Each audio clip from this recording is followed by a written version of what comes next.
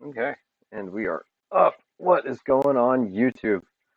Uh, honestly, I got a little bit of good news for the channel that something really cool happened again, and got some cool videos to make and go over. Figured you guys want to come along for the ride, be my guest. Please feel free to comment. I'll try and answer them as best I can. I really don't care. I can edit all the answers and recordings out.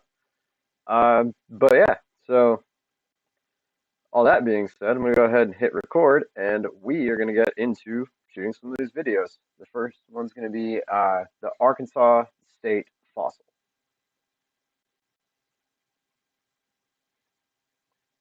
All right, we are up.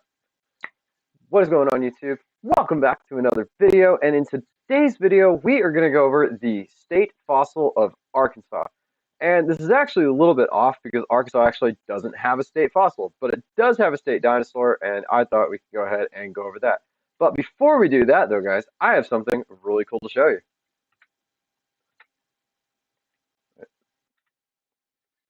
We hit 500 subscribers. Once again, I'm super pumped about this. It's 100 more than we had not even a few months ago, so the channel is obviously improving. And I could not have gotten this far without all of you guys watching my videos. And just want to say thank you to everybody who has subscribed to me so far. If you like what I'm doing here, please drop comments down below. Please like my videos. Let me know that I'm doing a good job. And yeah, I just can't thank you guys enough. But that's not what you're here for at this particular moment, and I might have something planned for that. I don't know. If anyone has any suggestions, drop some comments down below. But today, we are going over the state fossil of Arkansas. Now, the fun part is Arkansas doesn't have a state fossil. It's got a state dinosaur. And the state dinosaur is actually named after the state itself, which is, I think, kind of cool. It's kind of weird to me they don't have a state fossil, but I guess since this happened, I guess they thought they didn't really need one. So yeah, without further ado, we are going to go ahead and get into this article. And like I always like to say, guys, I don't own the rights to these articles.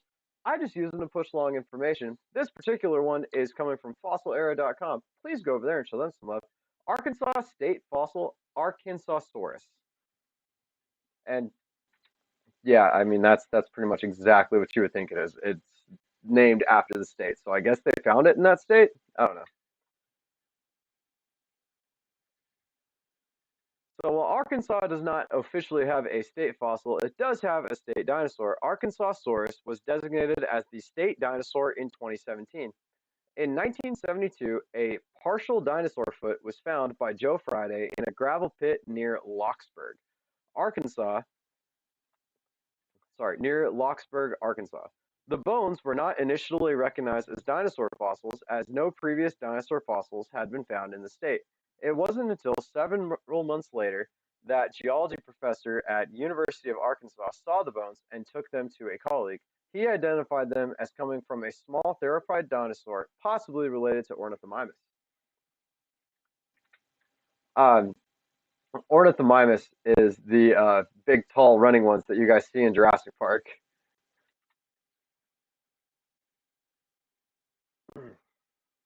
Excuse me. They returned to the pit where the bones had originally been discovered, hoping to find more remains. They concluded that the gravel pit dug for road construction was in early Cretaceous Trinity group, but were only able to recover one four fossil toe bone. The bones had likely been scattered or lost during road construction. In all three metatarsals, four phalanges, and three claws were In all, three metatarsals, four phalanges, and three claws were found. The discovery was informally named Arkansausaurus Friday after Joe Friday, who originally found the fossils. But it wasn't until 2018 that a study was published making the name official. The partial dinosaur foot is still the only dinosaur bones to be discovered in Arkansas, though some trackways have been discovered in southwest Arkansas. Only a foot has been recovered, so not much is known about Arkansausaurus. Based on similar bones from other dinosaurs, it is thought to be a bipedal ornithomimosaur dinosaur that may have been anywhere from 6 to 15 feet tall. Yeah, and pretty much all that means is they haven't found a full skeleton. So this dinosaur is known only from a toe bone, and ironically, they have dinosaur bones for sale on this site, which doesn't make much sense to me, but you know what? Whatever, we'll go with it. So sorry, my headphones scratch me. But yeah, so that's pretty much it. Arkansas State fossil is technically a dinosaur that's known from a foot. And the reason they think they have like a basic idea, so like, I mean, I'm showing you guys pictures of what they think it might look like, but in reality, this is solely based off of like, this is what ornithomimids look like generally. So this is what it could look like. So we don't really know, or they don't really know. But you know what? If you guys want to drop some comments down below of what you guys think it might have looked like, I would really appreciate that.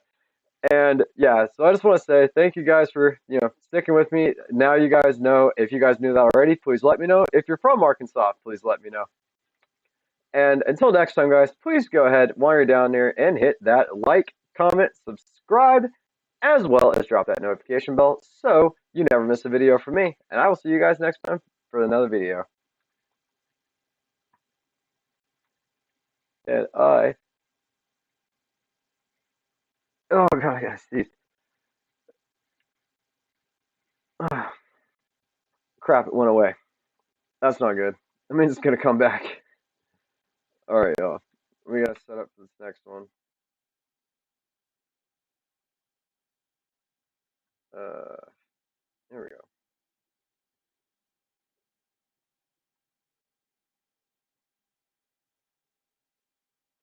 Next video is Arkansas's state animals.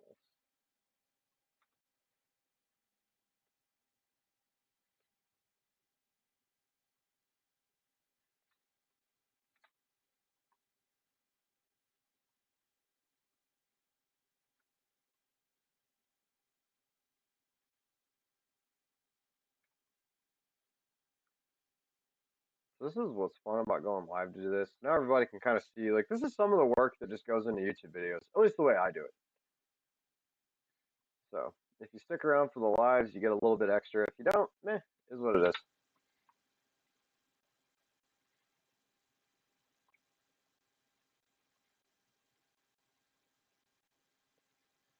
All right, and now we go down here and hit the record button.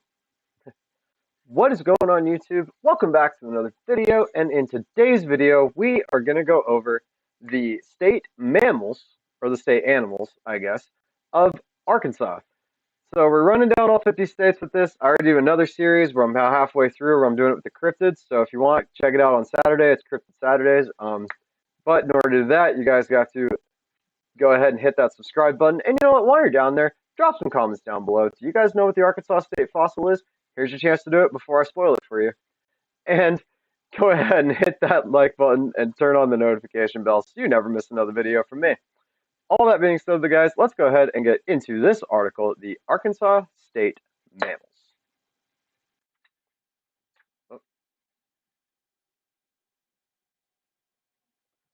So like I always like to say, guys, I don't own the rights to these articles. I just use them to push along information. This particular one is coming from statesymbols.usa.org. Please go over there and show them some love. This is the Arkansas state animal, the white-tailed deer. And you know what? Being from Arkansas myself, that is so on the nose that that would be the state animal of Arkansas because they're all over the place down there. So, white-tailed deer. The Arkansas state mammal, white-tailed deer. Arkansas officially designated the graceful white-tailed deer as the state mammal in 1993. And an animal of incredible beauty and power, white-tailed deer are able to run up to 40 miles per hour, jump 9-foot fences, and swim 13 miles per hour. Has anyone ever seen a deer swim? You know what? We might have to YouTube. I might end up YouTubing this because I legitimately have never seen a deer actually swim in my life. I've seen a lot of deer, but I've never seen one in a lake, in a pond, anything. The white underside of the deer's tail waves when running and is flashed as a warning when danger is sensed. Fawns are born with white spots for camouflage. Both Native Americans and settlers relied on the white-tailed deer for buckskin and food. Yeah. Here's actually a little fun trivia, okay? Do you guys know why a dollar bill is called a buck? It's literally because a deer pelt, like a deer skin, was worth $1 when you were selling it to somebody, and that's where the term a buck comes from because it's like a buck's hide. So you would give them a dollar for it. So they said, "Oh, I'll give you. It's worth $1." Literally, like one deer was worth $1 back in the day. That's crazy. It's almost as good as riding shotgun. The elegant white-tailed deer is the most popular official state mammal. 11 states, so a little bit of spoiler territory here: Arkansas, Illinois, Michigan, Mississippi, Nebraska, New Hampshire, Ohio, Oklahoma, Pennsylvania, South Carolina, and Wisconsin. If that doesn't tell you just how actually important white-tailed deer are to this country, 11 states, we only have 50. So 11 states have that as their mascot, like as their state animal.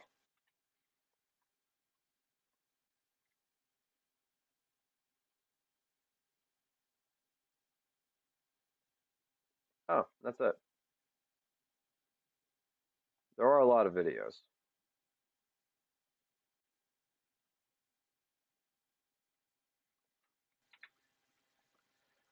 All right, guys. Well, I guess this was a little bit shorter than I honestly thought it was. I just thought it wasn't loading, but that was legitimately it. So anyway, though, I gave you guys some trivia. Now you guys know the when and why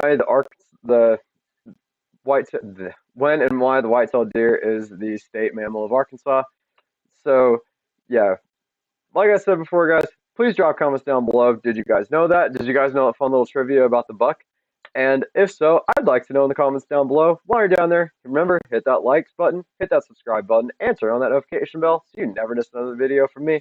And I will see you guys in the next video. This live stream gets repetitive whenever I'm just using it to shoot videos, kind of.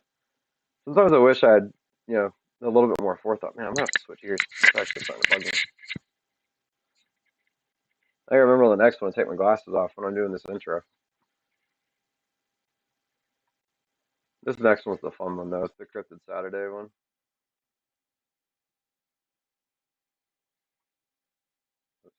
There we go.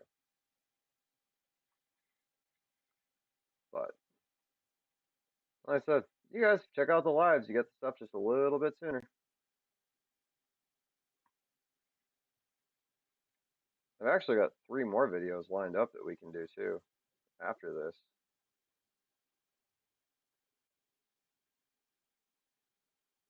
And then I'm not gonna lie, I was thinking about shooting some reaction videos.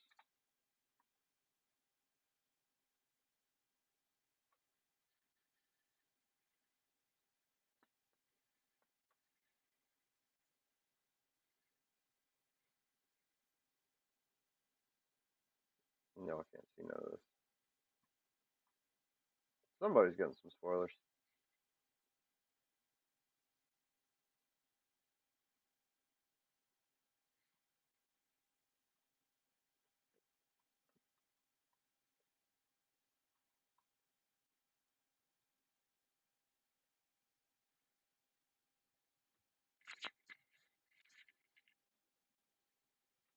Alright, let's jump back onto this, shall we? Yeah, those were I can grab them. I'm not blinded without my glasses, but I'm very nearsighted, so it works to do this, but it's really hard. Alright, make sure I don't end the stream by accident. Sorry for it. Alright, cool. What is going on, YouTube? Welcome back to another Cryptid Saturday. And in today's Cryptid Saturday, we are going over the cryptids of New York State. So, New York has some interesting ones. It's got one really famous one that you've probably heard about. It's one of those, this is America's Loch Ness Monster kind of things. But yeah, if you do know what I'm talking about, go ahead and drop those comments down below real quick. While you're there, go ahead, hit that like button, hit that subscribe button, and turn on that notification bell so you never miss another video from me. And yeah, so let's go ahead and just jump straight into this article. This is the Cryptids of New York. Like I always like to say though, guys, I don't know the rights to these articles. This particular article is from NewYorkUpstate.com. Please go over there and show them some love. And let's go ahead and get into this article. Monsters in this of upstate New York. Do you believe in Champ, Behemoth, and 11 other legends?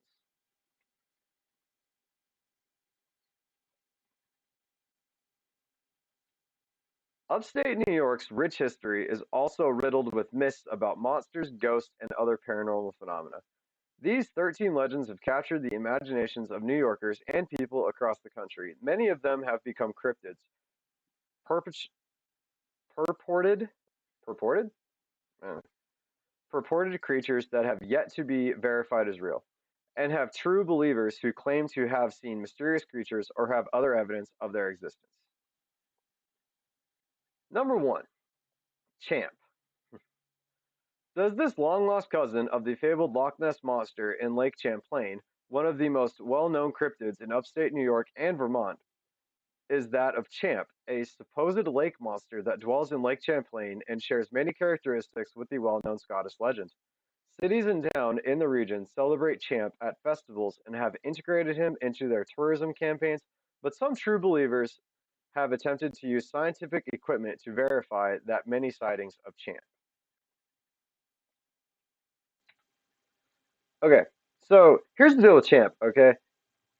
He is separate from Loch Ness Monster. Champ is honestly thought to be a Tanystropheus, which I probably need to show you guys. And maybe we can do a deep dive on this one if you want to, but hold on, let's go ahead and we're going to do one of these numbers. Google it.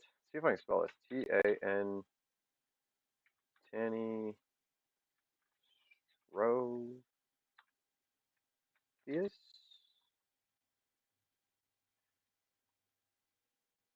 And it is. Maybe we got it. We got it. Here we go. That's a good one. It's not big enough. Can I make it bigger? I cannot. Hang on. I gotta find a good picture.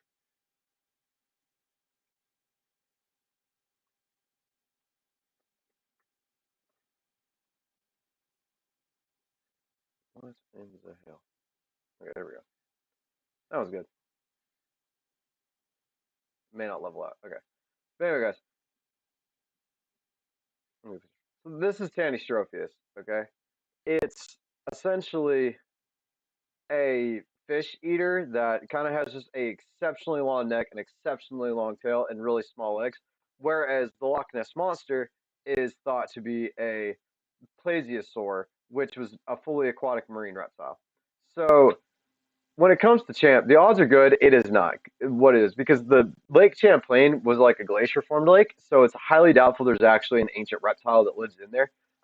Personally, for me, if it's not real, which I really hope it is, because that would be just amazing, it's probably a case of like mistaken identity with some type of like a big fish. And I know that that's kind of like a go-to of mine for this, but when it comes to water, fish can look crazy, logs can look crazy, wakes can happen crazy. Um, but there were supposedly two girls that have seen it and like created something. I think I watched that on a freaking monster show way back in the day. But I don't know.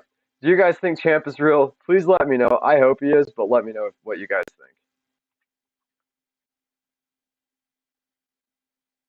And to nobody's surprise, Bigfoot.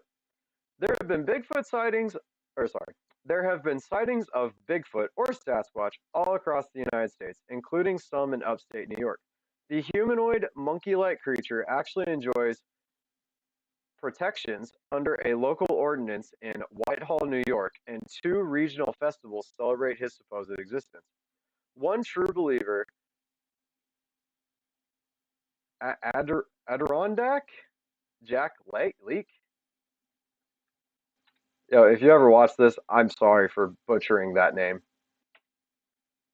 Claims he routinely finds Bigfoot tracks and devotes much of his time to investigating the creature.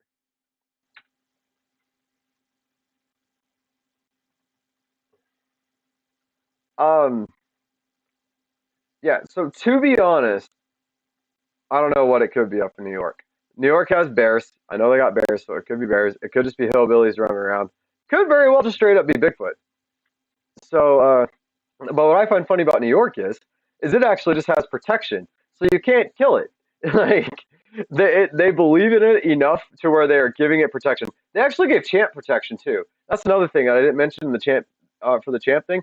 He's actually like called Champ Tandy Strophius. Like he is a recognized thing that's in that lake. Uh, yeah, I don't know. Let me know if you guys live in New York. Have y'all ever seen a Bigfoot up there? And if so, please contact me with your story. I would love to hear it, and I'll go over it on this on YouTube.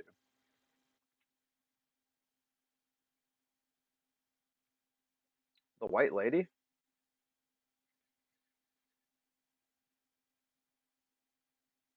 Oh,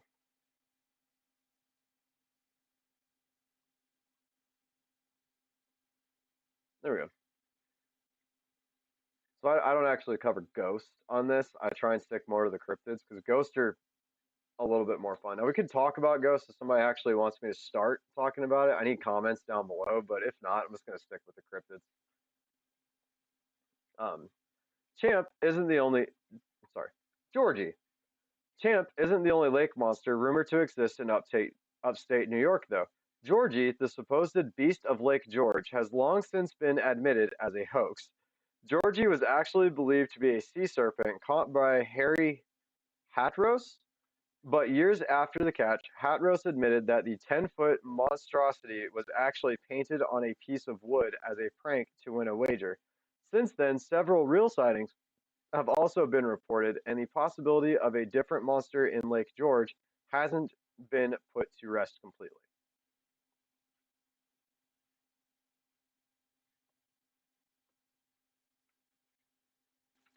Yeah, okay, so there's actually. Oh, my headphones are gonna die. Hang on, guys. I gotta put out headphones.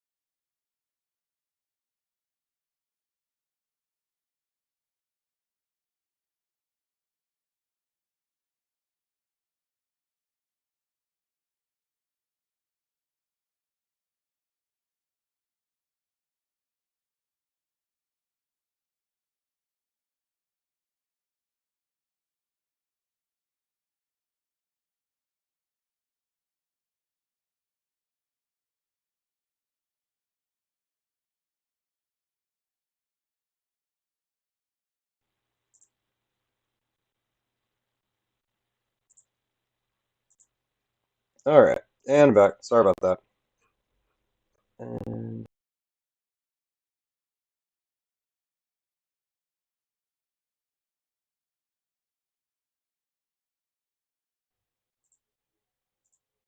okay, and I'm back.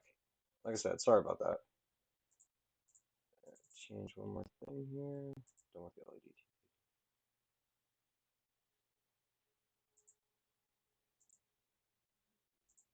Okay, and I believe we're good. So, where was I? I really don't remember. Um, Oh, right, Georgie. Uh, yes, I don't really know. It's not really described as to what he is, other than a sea serpent. Which I mean, there's a lot of things I could explain a sea serpent, but like even the photo is just a photo of a dock. So I don't really know what I could describe this to. I mean, they straight up said that this was a hoax, so I highly doubt that people are actually seeing real things. It's probably one of those things where it's like this is just moved into legend, and now everybody just believes it. So I don't know. What do you guys think? If y'all are, like I said, if y'all are from New York, let me know if you've seen Georgie.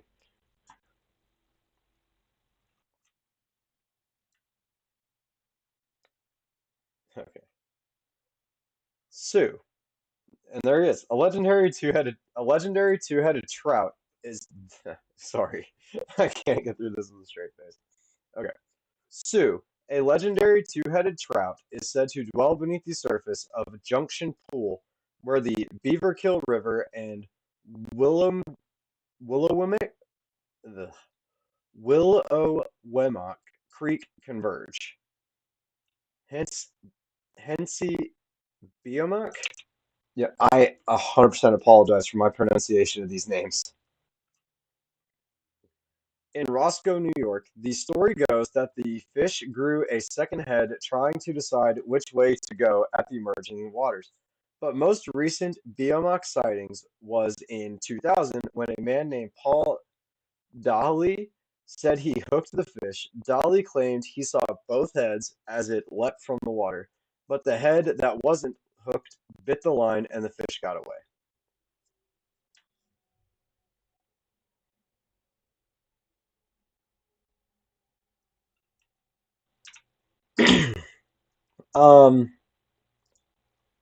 So I'm not gonna lie to you guys. This one might be real. A two-headed fish isn't that unbelievable to me. Like, so here's the deal, okay? Like, there's a reason you don't see a lot of adult two-headed animals outside of captivity. It's because there's not really any benefit of having two heads.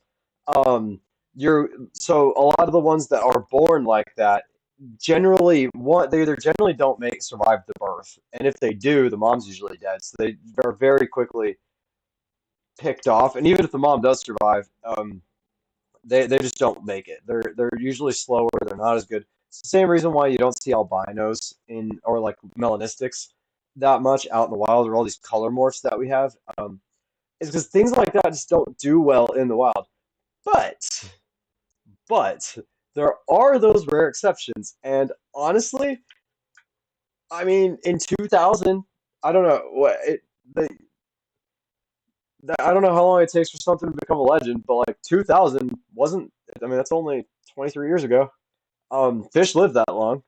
If a two-headed fish managed to survive, managed to make it into adulthood, and it's just found a spot where it can stay and swim and be okay, that one might be real. I don't say this often, but I'm legitimately going to give this particular one the benefit of the doubt because a two-headed fish, it's not impossible.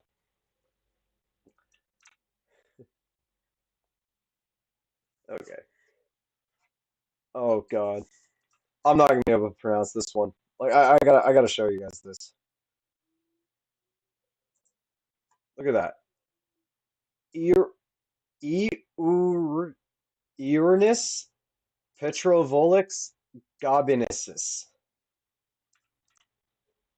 I mean, these these people are not making my job easy. But anyway, I digress. Let's find out what it is. This particular bird is known is a sorry, I can't get over what the name says. Okay. All right. This particular bird is known. Crap, I can't do it. Okay, hang on.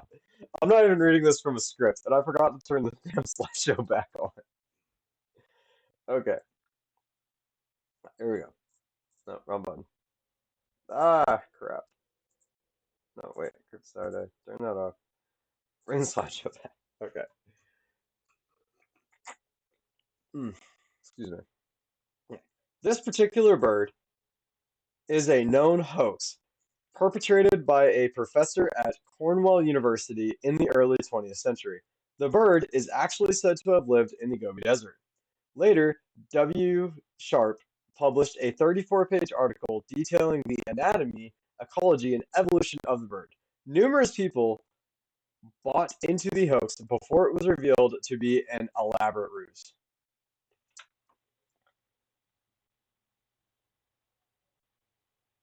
Okay, this one, I mean, it's straight up stated to be a hoax. I don't know how it ended up on the cryptid list, but it was stated to be a hoax. So that's all I'm saying.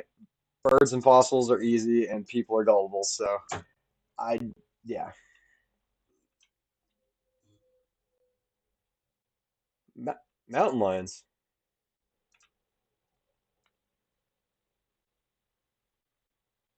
Mountain lions are real. The myth here isn't the animal. Mountain lions have existed, or sorry, the myth here isn't the animal. Mountain lions' existence is undisputed, and there have been isolated sightings of the animal in New York, despite the fact that their population is absent from the state. The myth, however, is that the DEC periodically releases mountain lions into the wild to help control the state's deer population. The DEC vehemently denies these rumors, but they became so widespread that the agency includes a statement addressing the rumor on its mountain lion fact page. There's a link. Should we click on the link? I'm gonna click on the link. Let's click on the link.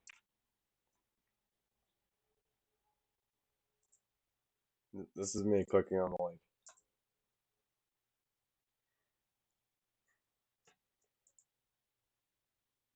Okay. Hold on. Eastern cougar sightings.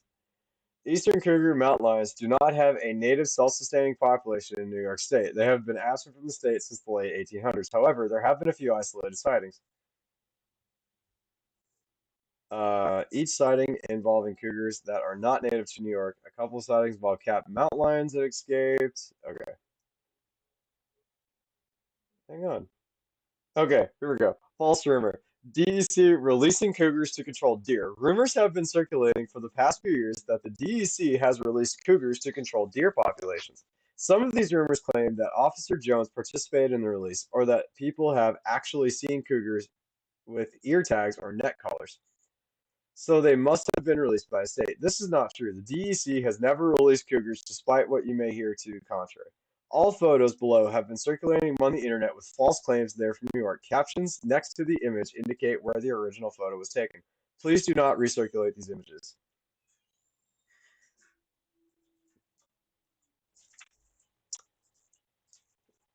Don't believe them, guys. The government is totally. Are you okay? I'm live streaming. What? I'm live streaming. I was trying to pull you back of the camera. What happened? I tried to put my shoe at you and it went off. You tried to put, yeah. No, this conversation is forever on YouTube. That's my wife. Anyway, what was I? Right. The government, guys, is totally releasing cougars into the wild to kill deer. Forget all the.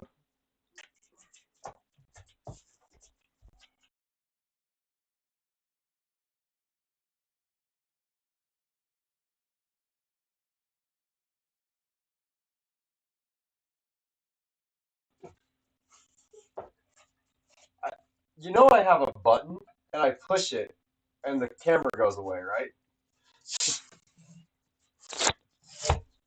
That was so random.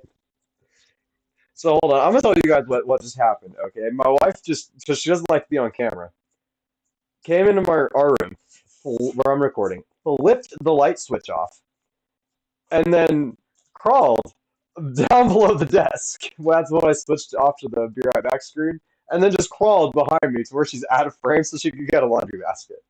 That's what just happened. I should, you know what? I should have just left it recorded because y'all have been able to see it. Anyway, okay, I gotta get through this. All right, okay, guys, we're gonna get serious, guys. The government is totally releasing cougars. Don't believe what this website says. Okay? They are totally doing that. Actually, honestly, when I put that past somebody to go, oh, well, I have too many deer, I'm just going to let loose a mountain lion, I wouldn't put that past people to try it, but I don't know. I like to have some faith that crazy things like that aren't going on. But if you guys are from New York and you've ever seen a mountain lion, share the pictures with me. And if you have a story of a mountain lion, hit me up and we'll do a little mini podcast together and y'all can tell me all about your experience.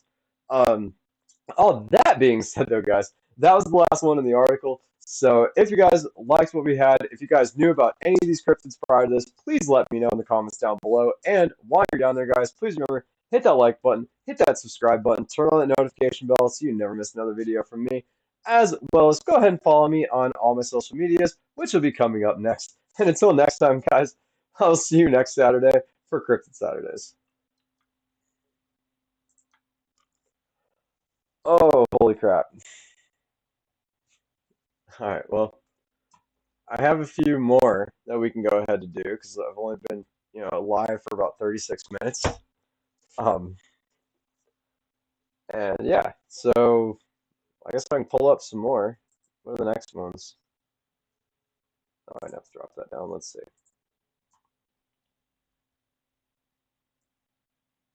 Some facts about terror birds.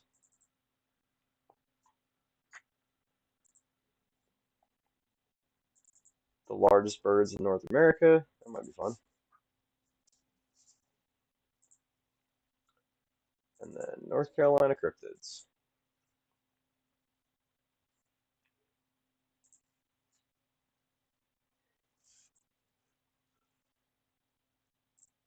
All right, let's go ahead and hop over here.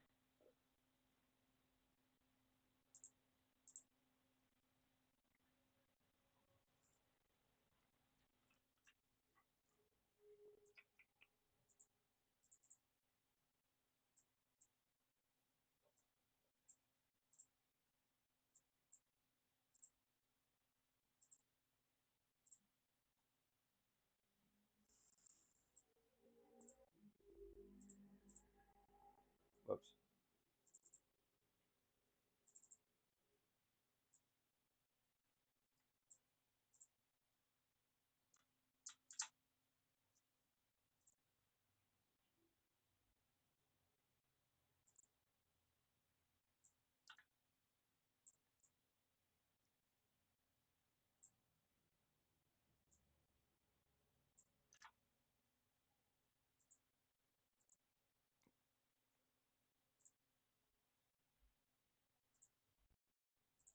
Whoops. All right. Hmm?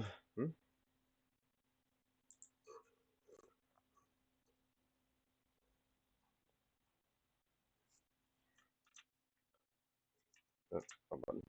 All right, let's go and get this one going. What is going on YouTube? Welcome back to another video, and in today's video, we are going to go over terror birds. Now, I know that name sounds scary and quite... Oh, shit, hold up. Lost the glasses. All right. What is going on YouTube? Welcome back to another video, and in today's video, we are going to go over terror birds. And I know that name sounds a little... Well, I know that name sounds a little, probably scary, and quite frankly, they should have been. These are giant birds that were literally kind of the in-between apex predator between dinosaurs, whenever they went extinct, and modern-day mammals. They actually feasted on a lot of mammals, but they're still really cool birds, so I thought we'd go ahead on a little bit of a deep dive. Before we do that, though, guys, please remember, hit that like button, hit the subscribe button, turn on the notification bell so you never miss another video from me, as well as drop any comments down below. Do you guys know a bunch of facts about terror birds? Please let me know in the comments below, and let's get into the article. Like I always like to say, though, guys, I don't own the rights to these articles. I simply use them to push along information. This particular article is coming from A to Z Animals.com. Please go over there and show them some love. These are terror birds.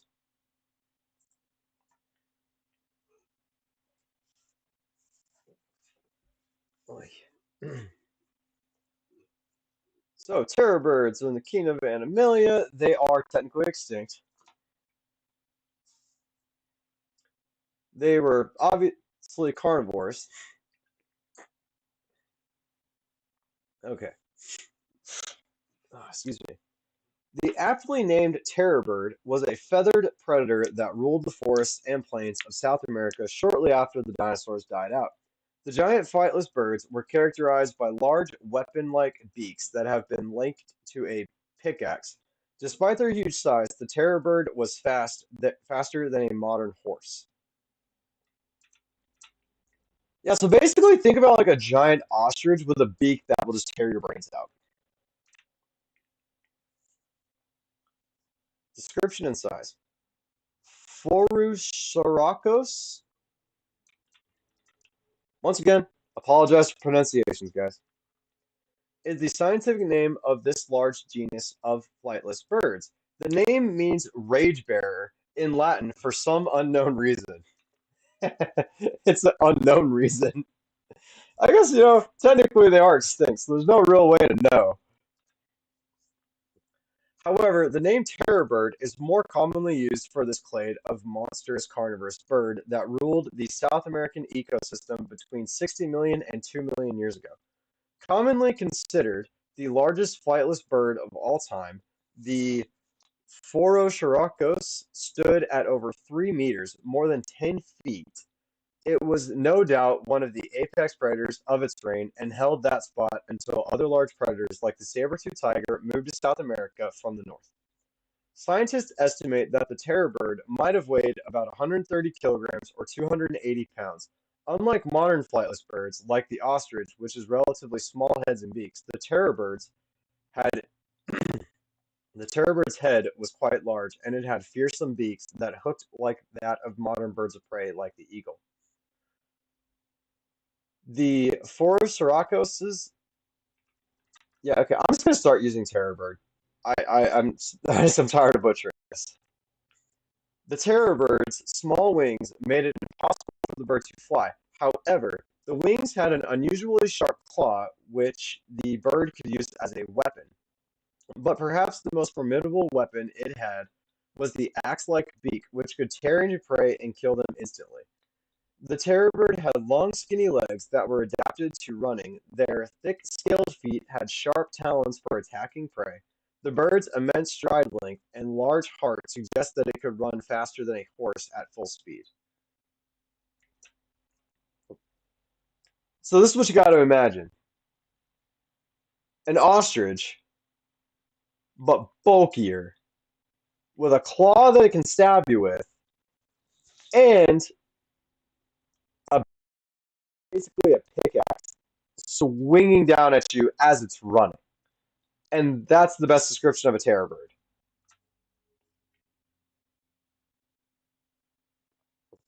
So what did the terror birds eat? The terror bird were apex predators during their time. Fossil evidence suggests that all terror birds were carnivorous. The downward curve at the tip of their powerful beaks is similar to that of modern-day birds of prey. Like many extinct bird species with beaks like this, they most likely use their beaks to tip flesh from prey. Initially, scientists thought the Pheroceracos could catch prey with its mouth and shake it from side to side. However, a close examination of the bird's skull and neck muscles suggests that it would have been unable to do this. How, hi, Dobby. Did you need attention? I'm just all up in your space. Dobby, your butt's in the camera. Oh, no, what did you do? What? Did you just close my screen? He did. What the, what the heck? How did you do that? Hang on, guys. No, no, no.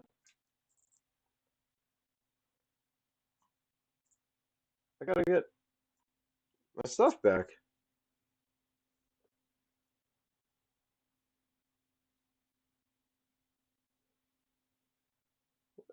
What the? How did you do that?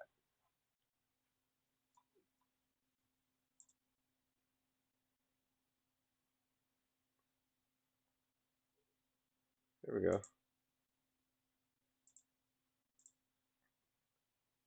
Crap.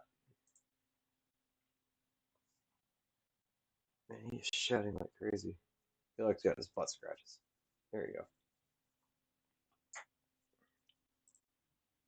Right, hang on, guys. I gotta figure out where we were.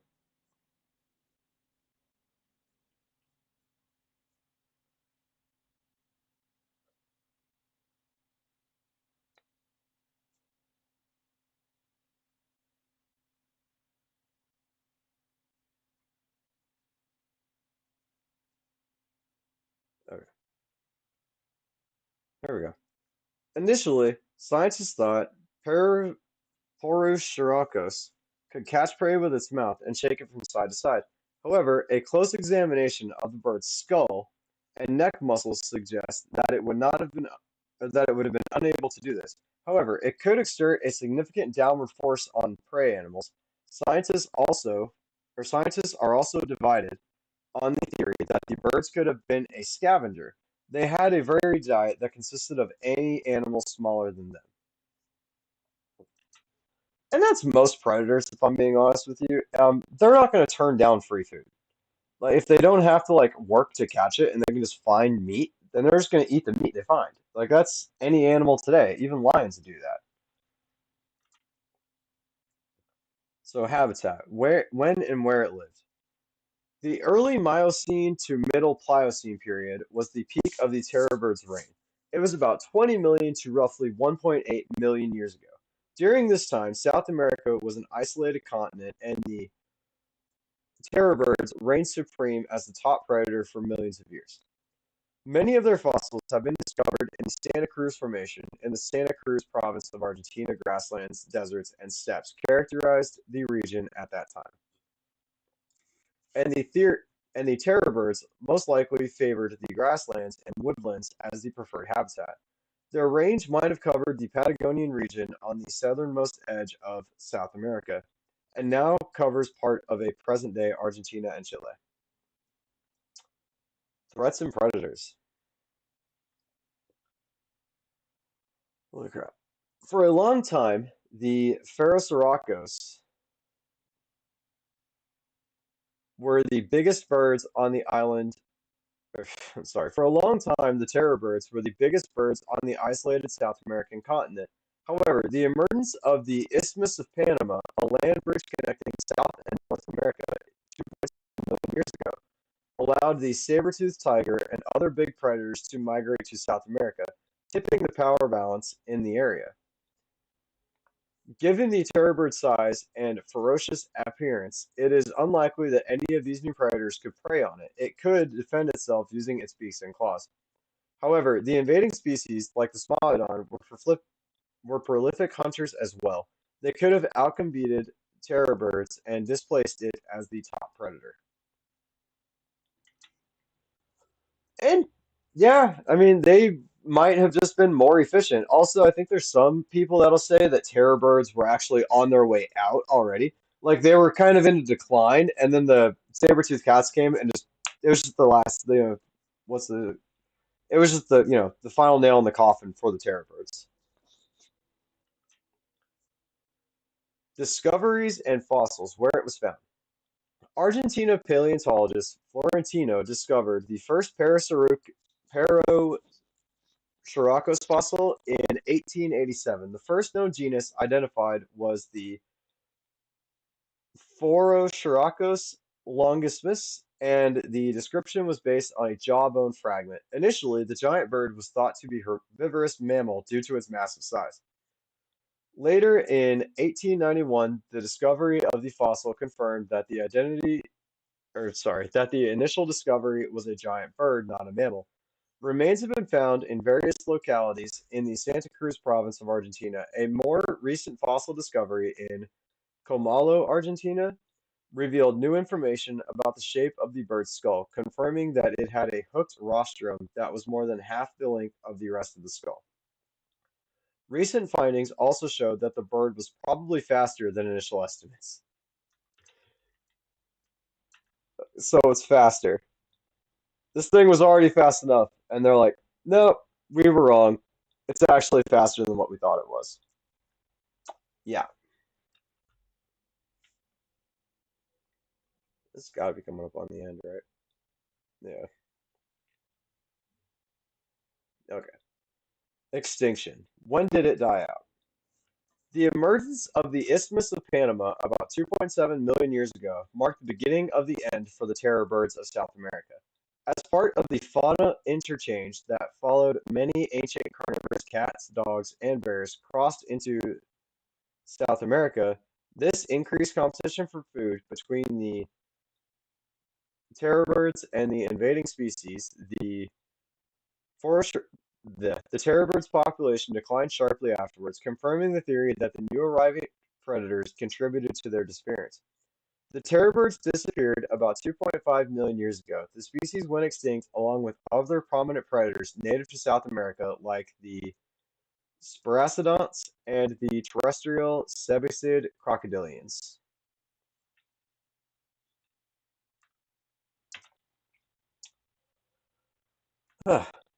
So yeah, guys, there you have it. That was a lot actually, and that was yeah. So yeah, guys, there you have it. There was pretty much a deep dive into the terror bird, or whatever the name is that I'm not going to try and pronounce without reading it. And yeah. Anyway, though, guys, let me know. Now they're trying to, since Colossal's trying to bring things back to life. Do you think you would like to see them try and bring back something similar to a terror bird, like maybe turn an ostrich into something like that? Um, Please let me know in the comments down below. Let me know if you knew any of these facts. Like I said before, guys, while you're down there, please remember, hit that like button, hit the subscribe button, turn on that notification bell so you never miss another video from me, as well as follow me on my social medias, which are going to come up next. And I will see you guys in the next video. Say bye, Dobby. Dobby, off of it. Dang it. He's trying to get behind the... What did he just push? There we go. That's better.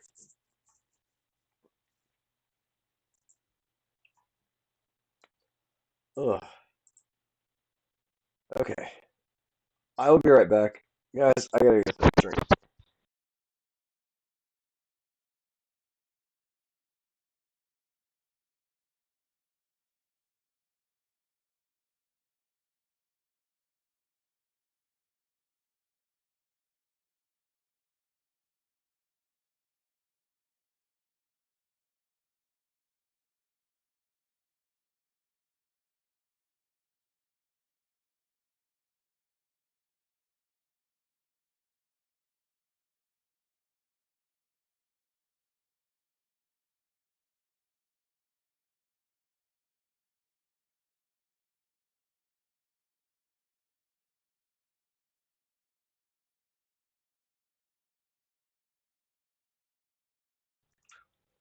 I'm back. You guys miss me? How long am I going for? 53 minutes? Nice. It's actually not that bad. Um, all right, so let's go ahead and jump into the next one. This is the 11 largest birds of North America. Let's go with... Da, da, da, da, da, da. Oh. Yeah, I really wish one of these days I'm gonna be popular enough where people actually watch these lives and I have someone to talk to while I'm doing this. That would be a lot more fun. But until then, I'm just gonna keep pretending like there's 1,000 of you guys out there. Oh, Lordy.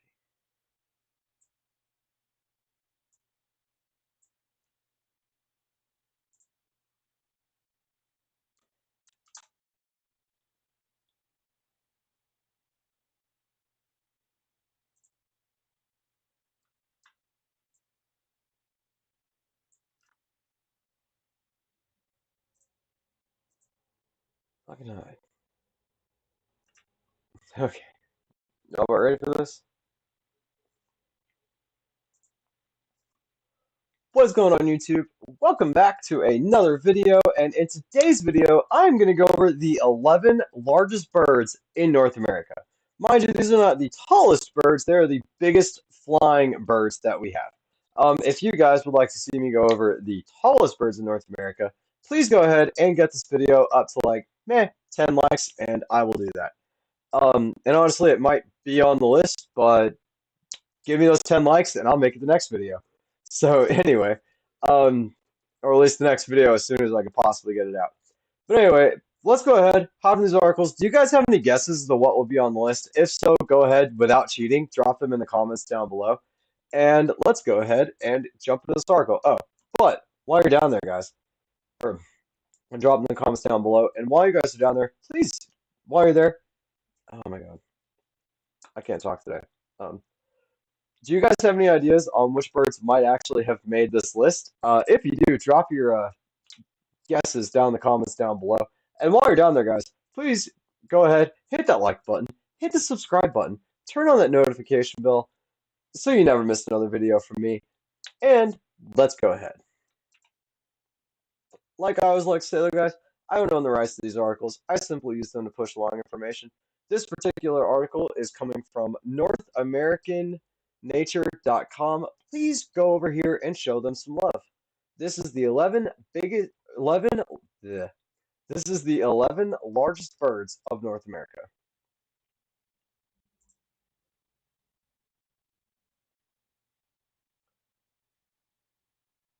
Okay,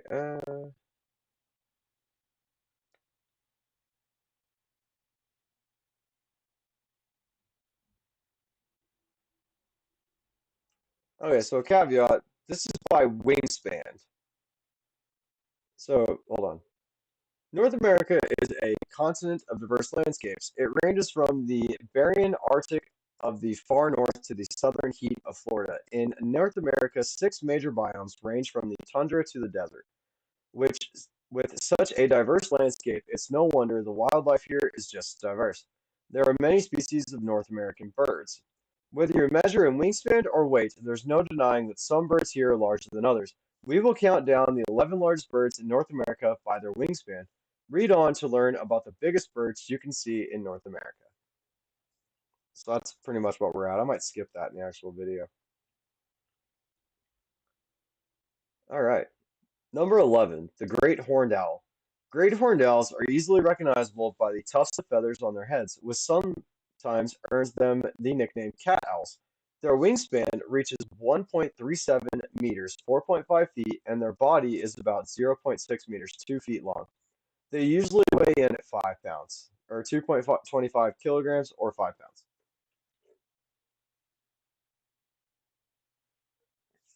Great horned owls are highly adaptable and range throughout most of North America. Great horned owl preys on various creatures, including raccoons, rabbits, squirrels, and other owls.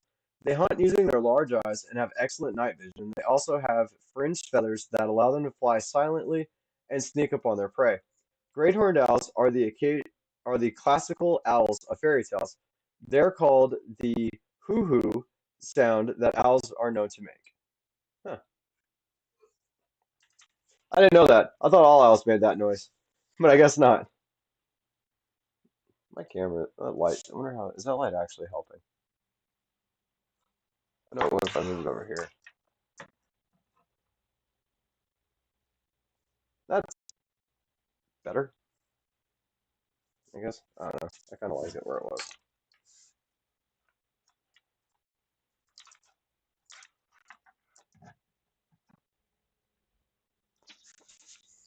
But if I switch, let's see. Is that helping at all? Oh yeah, significantly. Okay.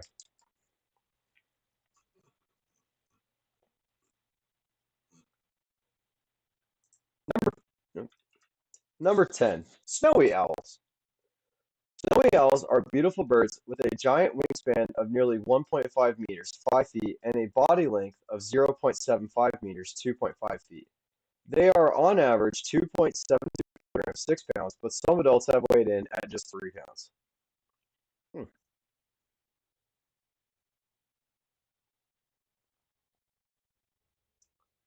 Number 9, Ferruginous hawk.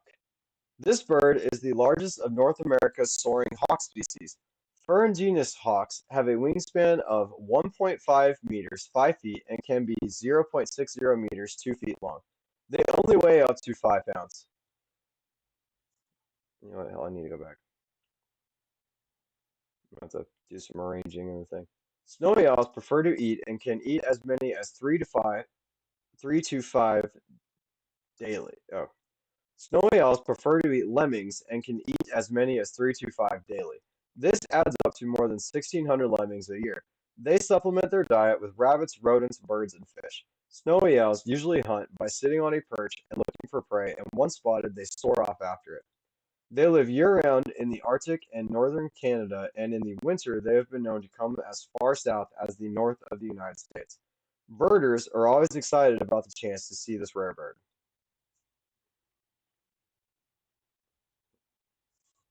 Okay. This bird is the largest of North America's. Okay, I already read that. They can be seen swooping down to catch ground squirrels, snakes, and rabbits on the plains of the American West.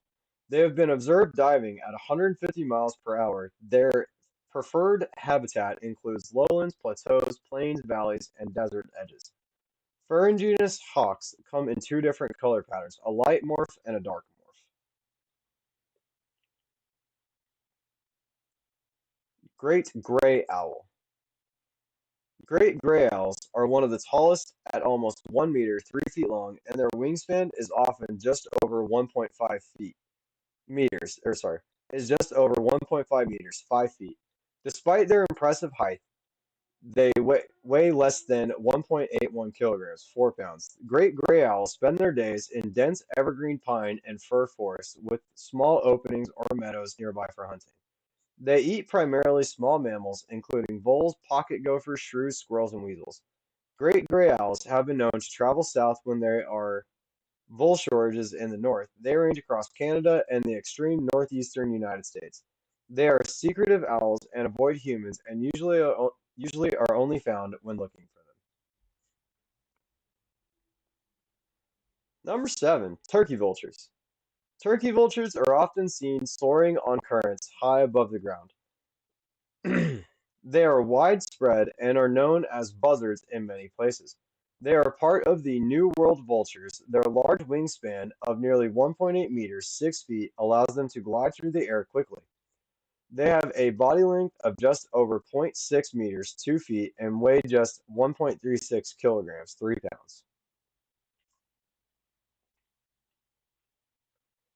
Turkey vultures are the most widespread of their family in North America, ranging from coast to coast from southern Canada through Mexico.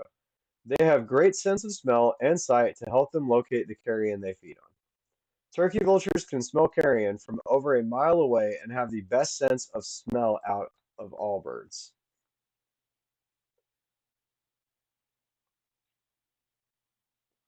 Number 6, ospreys. Ospreys are excellent anglers, with fish making up 99% of their diet. They have been known to eat more than 80 different species of fish. They have a wingspan of 1.82 meters, 6 feet, and are nearly zero point 0.6 meters, 2 feet long. Ospreys are light birds, only weighing in at 2 pounds. Because of their appetite for fish, these birds can be found near ponds, rivers, lakes, and coastal waterways worldwide. They can be seen diving from 100 feet in the air to pluck fish from the water. Ospreys can dive up to 3 feet into the water to grab fish, but they prefer to hunt in shallower areas. Ospreys prefer to nest on the tops of dead trees and have adapted to urban areas, often using light posts to utility poles to build their nests. Trumpeter swan. Trumpeter swans are North America's largest native waterfowl. They have a wingspan of 2 meters, 6.5 feet, and a body length of 1.5 meters, 5 feet. The trumpeter swan can weigh up to 13.6 kilograms, 30 pounds, but still fly on long migrations. They often feed on underwater greenery, dabbling around like ducks. Trumpeter swans live near rivers, lakes, ponds, marshes, and prairie regions in wetland areas. They are monogamous. They are monogamous, sorry, and mate for life, usually not even taking a new mate if their mate dies. They historically ranged from Alaska through Canada to the northern United States. Today, they are primarily found in Alaska, but efforts are underway to reduce them to their old habitats. Captive breeding programs release new individuals every year.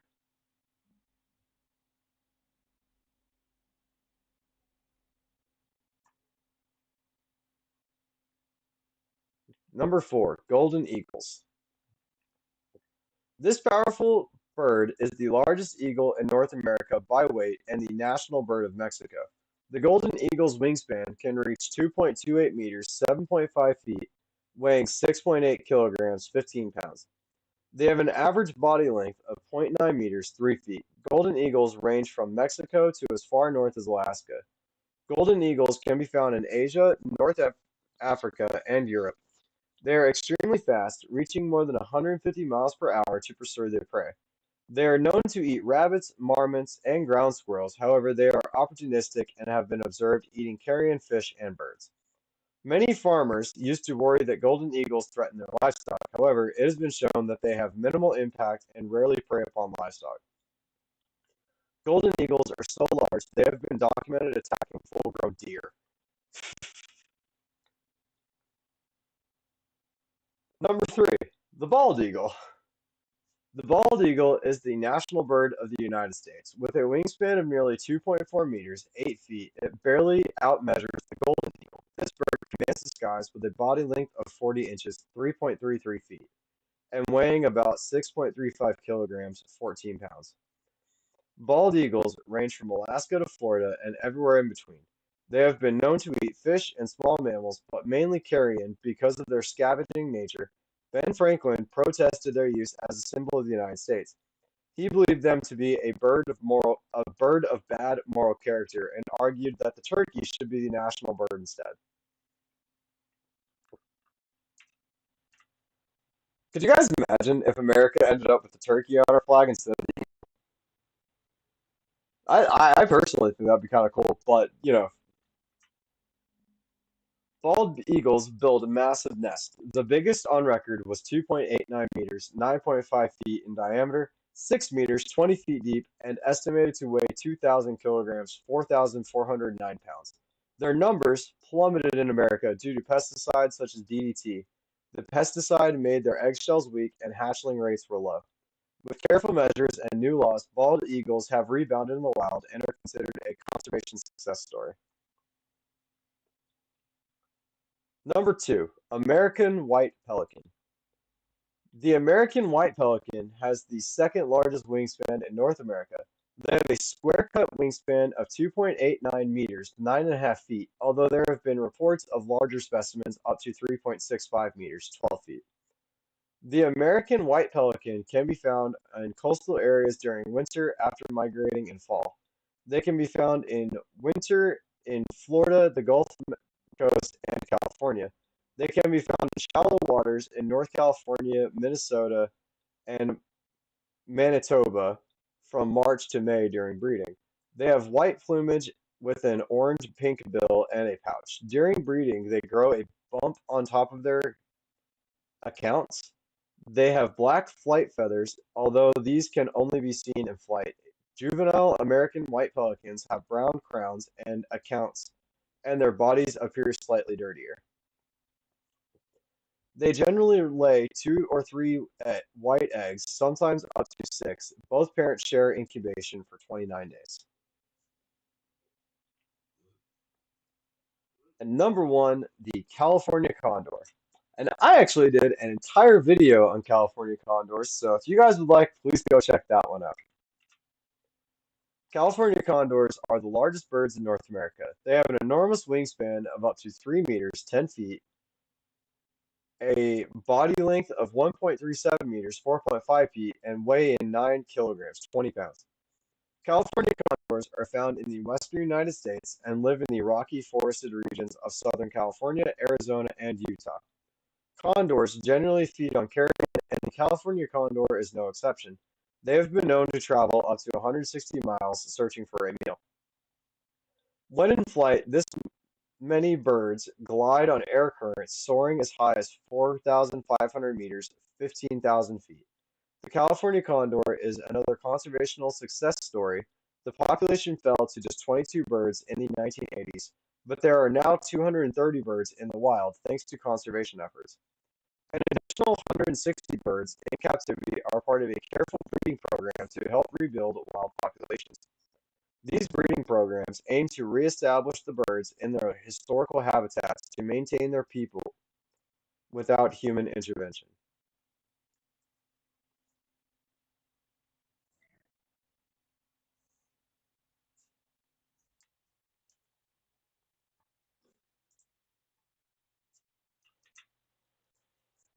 And that's pretty much it, guys. Those were the largest birds in North America. Did you guys know any of them already? Did any on the list surprise you? Some of the owls surprised me. I didn't think they'd get that big. And here's my cat. Say bye. Bye, Dobby. Um, but yeah, guys, if you guys did know any of those, please let me know what you guys thought in the comments down below. Like always, please remember to hit that like, subscribe, turn on that notification bell. Also, follow me on all my social medias, which will be coming up next. And I will see you guys in the next video. Ugh. All right, I ain't gonna lie. I've only got about one. I have one video, one section left, and my voice is dead. So, well, then I'm gonna have to stop, get a drink, and we can look up some YouTube videos, and maybe I can do some reactions to them, like maybe react to like a cryptid creature caught on camera or something, and we'll see. Maybe do some dinosaurs caught on cameras. That's kind of fun. And yeah, but we'll see how we feel after this next article. But I'm definitely gonna have to get a drink after the next article.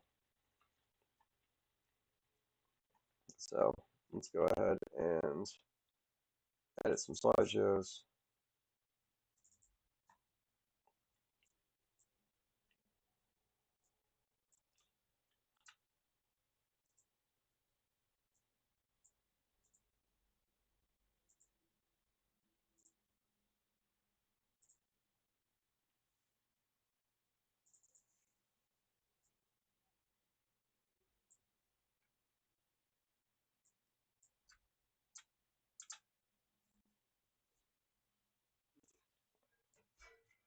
Holy cow.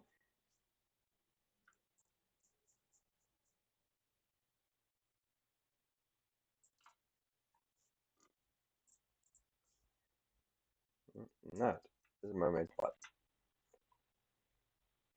Oh, wait. Let me turn that off real quick. All right, let's do this. Oh, gotta get some stretches out. Oh, I gotta do one more thing.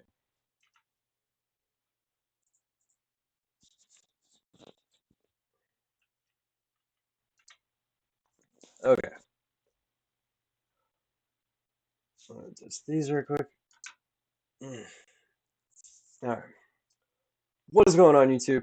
Welcome back to another Cryptid Saturday, and in today's Cryptid Saturday, we are going over the cryptids of North Carolina. Um, like I usually say, it's got some interesting ones, it's got some not so interesting ones, it's got some throwbacks to ones that have been in every other state, it's got some new ones. So, all that being said, I guess, why don't you guys drop some comments down below real quick? Are you guys from North Carolina? Do you know any of the cryptids from there that may potentially be on this list? And while you're down there, guys, please remember to hit that like button, hit the subscribe button, and turn on that notification bell so you never miss another video from me. And let's go ahead and hop into this article. Like I always like to say though, guys, I don't own the rights to any of these articles. I just use them to push along information. This particular article comes from North Carolina, or sorry, this particular article comes from uncorked-ville.com. Please go over there and show them some love. This is North Carolina cryptids, urban legends, and folklore, 10 fascinating tales. So we might actually get some good descriptions in this one.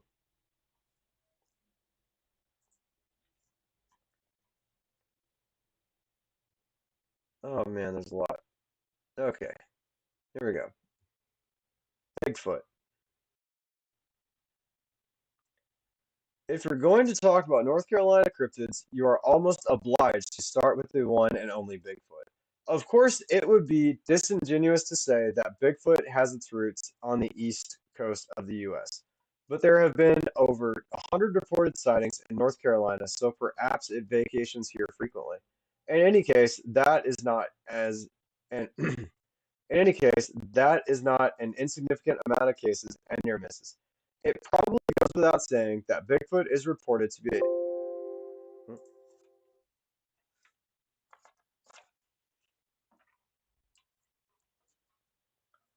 It probably goes without saying that Bigfoot is reported to be a large ape-like creature that roams the forest in North America. Bigfoot is one of the world's most famous creatures, debate as to its ex- with debate as to its existence still raging on today. Adding fuel to the fire is the fact that there is just so much evidence that supposedly proves Bigfoot is real, including almost 1 minute of notoriously blurry footage taken by civilians in 1976. Yeah, so they're talking about the Patterson-Gimlin film, and credit where credit is due. No one has managed to disprove that. No one's also managed to prove it. I think Bigfoot is real. There is tons of evidence that it could be real. But on the other side of that, it could also be a bunch of bears. It could also be a case of misidentification. North Carolina isn't exactly not known for having hillbillies. So, I mean, there could be some crazy people live out in the woods. Um, and so, really, you just never know. But let me know what you guys think. That's a good shot of Bigfoot. The monster of Lake Norman. Headed out to Lake Norman near Charlotte, and you might hear tales of the Lake Norman monster. Just like its Scottish counterpart in Loch Ness, the Lake Norman monster is a beast that has been reportedly sighted by locals both on and near the water. And just like Nessie in Loch Ness, the monster of Lake Norman is known locally as Normie. There are differing accounts of what species Normie belongs to. Some believe it to be a large alligator. Others think Normie is an oversized catfish or sturgeon. Yo, yo, these guys are doing my job for me. Like this is good. Like these are all things that I would think it is. No matter which account you hear, the one thing that all have in common is that Normie is a very large creature and possibly one of the largest North Carolina monsters around. Some part of the legend is linked to the fact that Lake Norman is man-made. It was created by flooding and submerging a town that contains multiple houses, churches, farms, and fields, all of it Normie's territory. Many of those buildings are still fully built under the water, and divers frequently swim down to explore them, possibly catching glimpses of Normie in the process. If you're hoping to catch monsters near Asheville, try. Oh, sorry.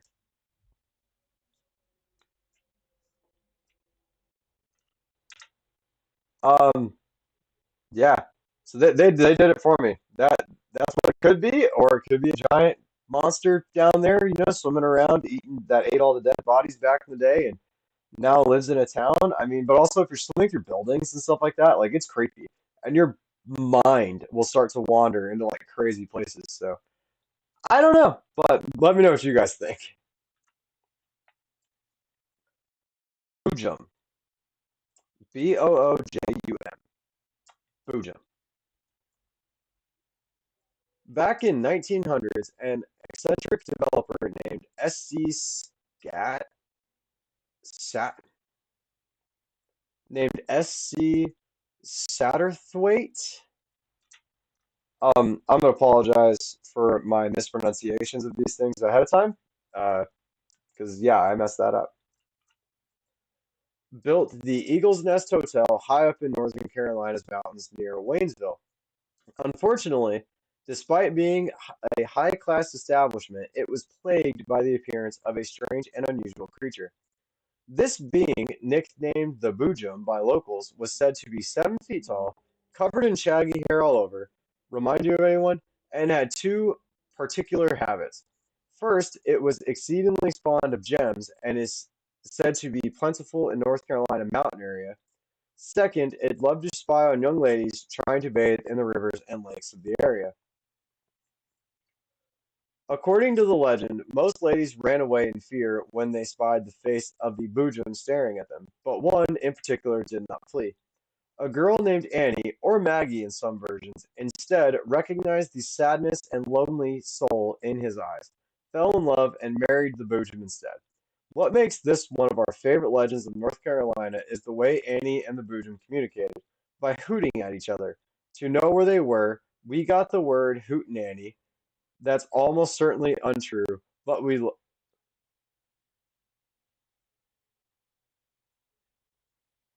Is that the origins of hootenanny? Hold on, it says by hooting at each other to know where they were. We got the word hootenanny. That's almost certainly untrue, but we love the idea.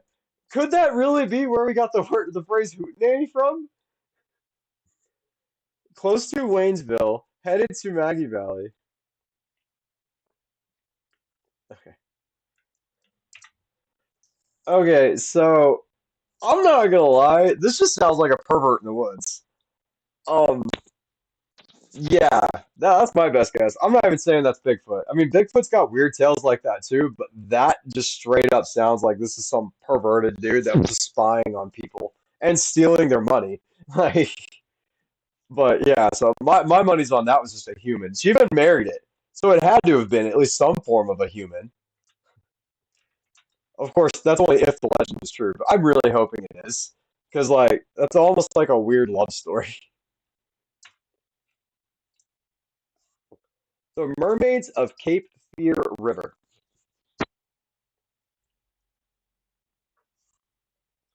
Roughly 30 miles southwest of Raleigh, North Carolina, where Haw River and Deep River meet and combine to form Cape Fear River, lies our next place of North Carolina folklore, Mermaid Point. It was near here where in the 18th century a man named Ambrose Ramsey decided to build a tavern in a small community called Lockville. Patrons of Ramsey's Tavern would walk home past a long white sandbar in the middle of the river confluence.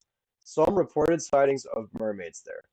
Witnesses believe the beautiful sea creature had come up from the Atlantic to wash the salt out of their hair. Ramsey had hoped that the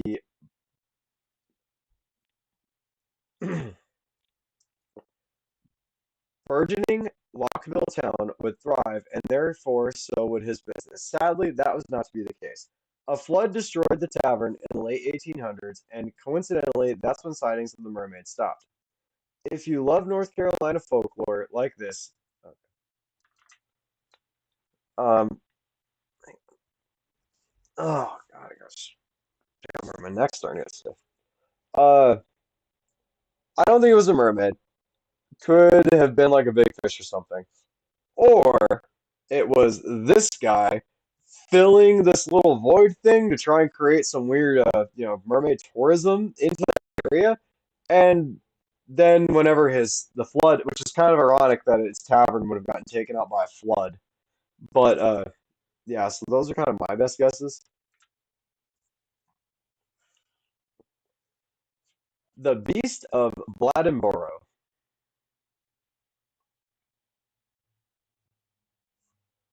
For one winter in 1953 through 54, the town of Bladdenborough was beset by a string of mysterious attacks in what is undoubtedly one of the scariest North Carolinian cryptids around. Beginning on December 29th, local townspeople began to find the bodies of animals, dogs, rabbits, even a goat that had been viciously mauled and or crushed by an unknown creature. Most mysteriously, some of them appear to have had almost all of their blood drained. This lasted for a couple weeks, with some witnesses attesting that they had caught a glimpse of a creature like either a bear or a panther, with a long tail and a cat-like face. One chilling account even describes a noise like a crying baby as it passed by in the bushes. No one is to this day, sorry, no one to this day has been able to agree on exactly what species of the beast of Bladensboro was, or whether it is still at large today. Yeah, I'm pretty sure that one was just a mountain lion. Like I think it was a panther. I think they caught some things, and yeah, that's my answer to that. That is a mountain lion.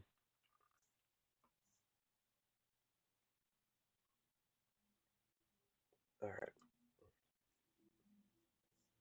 The Wilmington sea serpent. The city of Wilmington has a rich history, but one of the oldest parts of it concerns the legend of Willie the Wilmington sea serpent. Way back before the USA was born in 1524, the Italian explorer Veranzo, Giovanni de Veranzo, bleh, give me a second. Giovanni de Verrazzano was exploring the Cape Fear region of the East Coast. In his journal, he wrote of a great snake that one of his men reportedly saw resting on the waves near the shore. There were further recorded instances, including those by Earl of Wilmington in 1732, as well as by Union soldiers and naturalist James Calden in 1865. Calden told of locals who reported a gray creature 40 feet long and 4 feet wide, which they named after the town. If Willie is still around today, it would be around 500 years old, making it one of the oldest North Carolina cryptids on the list. Wilmington is not only famous for its massive North Carolina monster, it is also a large population studio east of California in or where many traffic films are made. Okay. Um,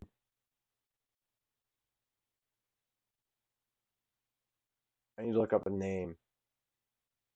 I'm trying to remember the name. Is it ribbonfish? Yeah, that's what I'm doing.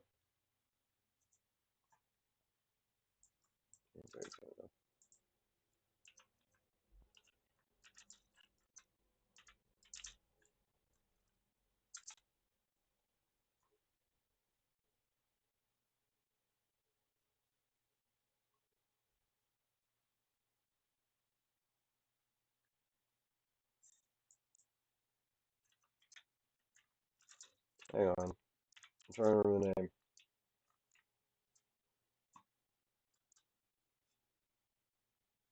No. What are they called? Oh my god, it's like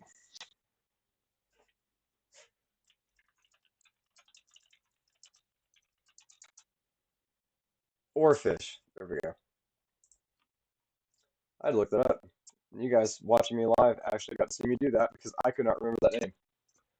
So I'm fairly positive what they saw on that beach was an oarfish, and they just never seen one before, and they're kind of rare, so I think you just couldn't like chop it up to a actual fish. But so they just thought it was like a serpent of some kind, and they do look very serpent-like. But they are the world's longest bony fish, and that like fills this little gap in here perfectly, in my opinion. So, and I'm fairly positive that that's what it was. It's just an oarfish.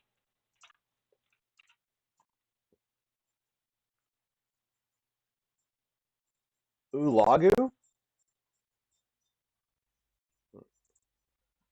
Ulagu?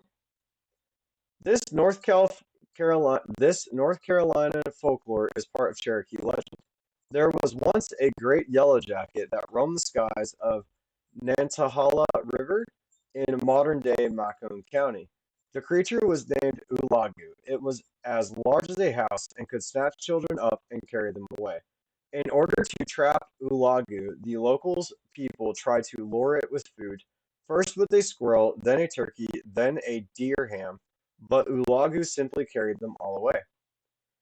Eventually, they used a yearling deer, which was heavy enough to slow Ulagu down. The people tracked it to a cave filled with thousands of other smaller yellow jackets. There they set fires and Ulagu, or sorry, there they set fires and engulfed Ulagu in smoke. But the smaller yellow jackets outside the cave escaped and spread out the world. Today, the cave is still known as Tisgaguni, meaning where the yellow jacket was. So that is like a really cool myth on where Yellow Jackets came from.